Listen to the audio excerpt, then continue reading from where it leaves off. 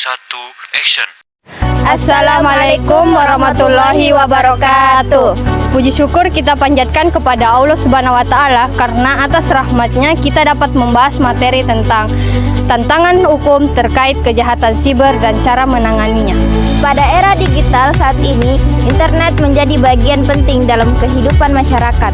Namun, perkembangan teknologi juga memunculkan berbagai bentuk kejahatan baru yang dikenal sebagai kejahatan siber atau cybercrime. 1. Pengertian kejahatan siber. Kejahatan siber adalah tindak kejahatan yang memanfaatkan teknologi informasi dan internet sebagai sarana melakukan kejahatan. Berbeda dengan kejahatan biasa, kejahatan siber dilakukan di dunia digital dan dapat melintasi batas negara. Pelaku bisa berada di negara lain, tetapi korbannya berada di Indonesia. Contoh kejahatan siber antara lain phishing atau pencurian data melalui link palsu, hacking atau peretasan, penipuan online, pencurian data pribadi, ransomware, cyberbullying, serta penyebaran hoaks dan ujaran kebencian. 2. Faktor penyebab maraknya kejahatan siber. Ada beberapa faktor yang menyebabkan kejahatan siber semakin meningkat di Indonesia. Pertama, tingginya penggunaan internet. Jumlah penggunaan internet yang sangat banyak membuat peluang terjadinya kejahatan juga semakin besar. Kedua, rendahnya literasi digital masyarakat. Masih banyak masyarakat yang mudah tertipu link palsu, membagikan data pribadi, dan kurang memahami keamanan digital. Ketiga, perkembangan teknologi yang sangat cepat.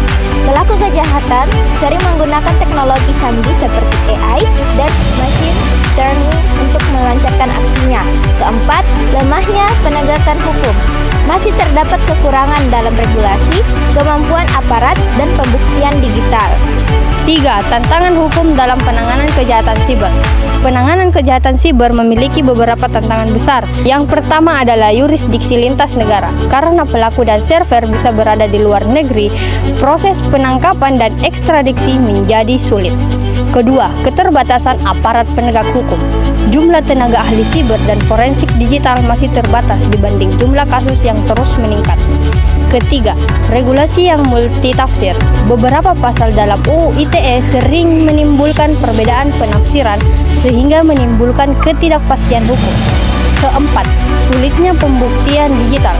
Bukti digital mudah dihapus, dimanipulasi, atau dirusak sehingga membutuhkan keahlian khusus dalam proses forensik digital.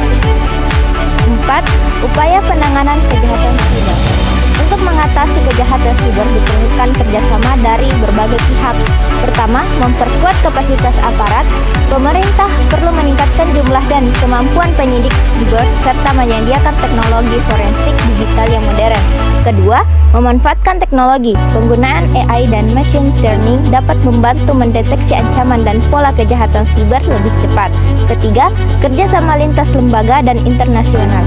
Kolaborasi antara Komdigi, Polri, OJK, PPATK, dan organisasi internasional sangat penting untuk memberantas kejahatan siber lintas negara. Keempat, meningkatkan literasi digital masyarakat. Masyarakat harus lebih berhati-hati dalam menggunakan internet, menjaga data pribadi dan hak, dan tidak mudah percaya pada informasi yang belum jelas kebenarannya. Kesimpulannya, kejahatan siber merupakan tantangan besar di era digital karena dapat merugikan masyarakat, pemerintah maupun negara.